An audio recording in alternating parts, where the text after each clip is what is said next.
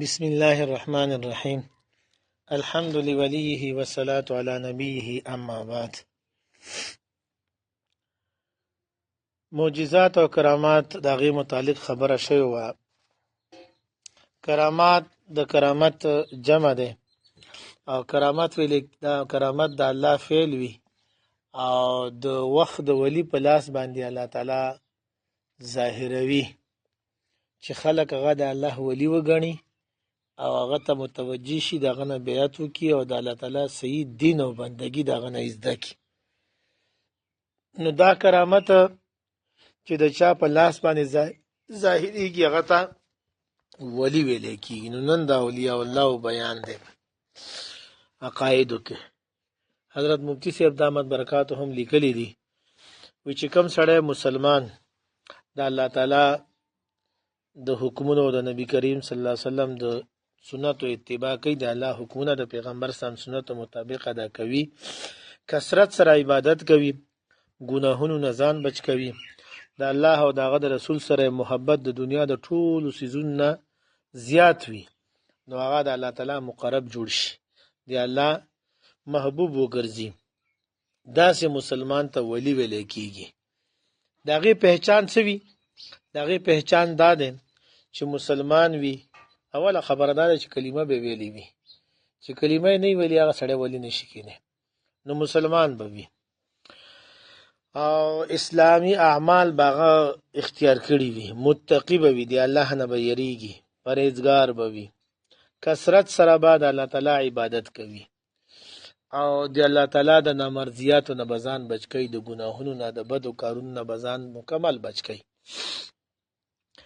د الله تعالی او دغه رسول صلی الله علیه وسلم محبت دا په هر شی باندې غالب وي. د دنیا هرس او لالچ په پد کې نه وي او د آخرت خیال به هر وخت د دم مخې ته وي. داسې سړی ته چې کوم نو ولی ویل کی دا اولیاء وي. دویمه خبر حضرت مفتی صاحب لیکي چې زمونږ استاد دا یقین او ایمان کې دل پکار دي چې صحابه کرام ټول هغه د الله اولیاء الله او رستو زمانی ولی که څومره غټه درجه ولی نوي هغه د یو صحابي مرتبه ته نشي رسیدي او نه دغه نه مخکې کېدی شي. دغه رنګه یو صحابي څومره لوی صحابي وي یا وسوک ولی وي هغه د پیغمبر درجه ته نشي رسیدي. دریمه خبر حضرت مفتی صاحب لیکلی ده چې ترسو پورې سړی داغه هوش او حواس په خپل ځای باندې وي، یعنی هغه مجذوب نه وي، مجنون او پاگل نه وي، نو او داغه طاقت او استطاعت دواړه بالکل صحیح وي، ټیک وي، نو یو عبادت هم داغه نه معاف نه وي او نه یو د ګناه کار داغه د لپاره جایز کېدی شي. چې کوم خلک د شریعت نه خلاف کارونه کوي او بیا وایي چې دا زموږ د لپاره جایز دي، داسې خلک هرگز د الله ولی نشي کېدی، بلکې هغه بی دین او گمراه وي. یو واقعا غا تاسو مخکې خودل غواړم. موږ یو مرګره موږ سره الته کراچۍ کې مدرسه کې ونه داغه رور راغله د سرحد نه. داغه یو ورځ خبرې خپل کې موږ کولې، هغه یو واقعا بیان کړه خپل چې شمدید. هغه چې زمونږ گاون کې یو کس داسې بیمار شو چې داخله هم کاږه شو او د لاسونه هم کاږه شو، په ټیک وي. نو بیا هغه کس اروري ماته وی چې ته موږ سره لاړ شو د پنډې ته چې سړی زی په لار کې چې ته یو کس یو ډیر زیات هغه تکړه دی هغه باندې بدم کو چې ټیک شي. چې موږ سره لاړو چې هغه لارې ته ور قریب شو، هغه کس ډیر شور جوړ کو زیاده چې زنه زما ډیر ما کو خو بس بار حل کوس شو. موږ لاړو سړی ته چې کله ورسېدو نو موږ خبره سره نه وکړې، لا سلام په نو واچو چې ورسېدو.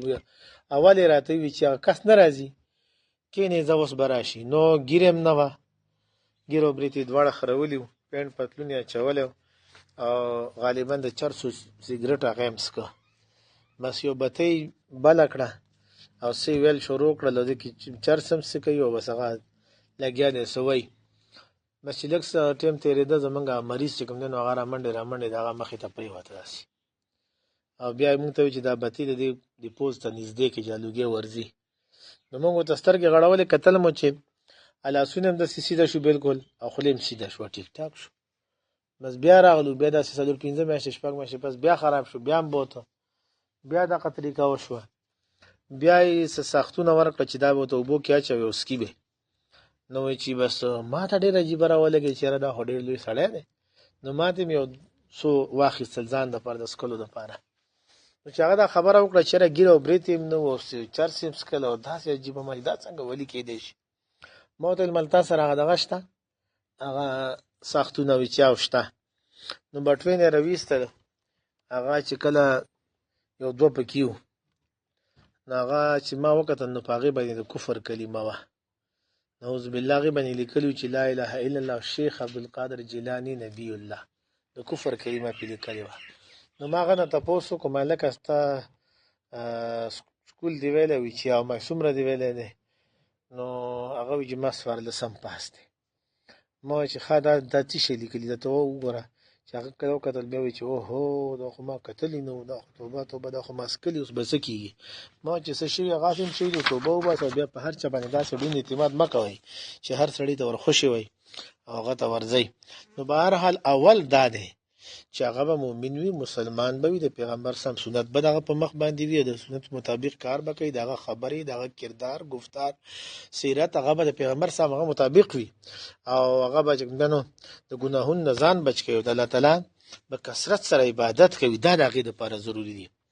څلورمه خبره مفتي صاحب لیکلې ده چې الله تعالی د خپل نیکو بندګانو د هغو د عزت بړاولو دپاره کله کله د هغه داسې خبرې د هغه نه داسې شی نه ظاهر کړي چې هغه د عادت نه خلاف یو مشکل وي نور خلک یې نشي کولی. دغه خبرو ته کرامت ویلی کېږي.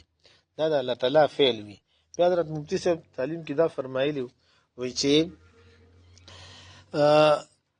ولی په لاس باندې کرامت ظاهریږي. کله کله به یو غټ ولی وي د هغه نه به کرامت څوک ونه ګوري. کله کله به غټ ولی وي خو څوک به د هغه ونه ګوري او کله کله به یو ورکوټی ولی و کرامت به د خلک وګوري. نو ضروري نه چې ولی نه خلک کرامت وګوري. البته یو کرامت داسې دی چې هغه په هر ولی کې دی په هر ولی کې به خامخا وي. نو هغه دی د نبي کریم صلی الله علیه وسلم د سنتو 100% پابندي.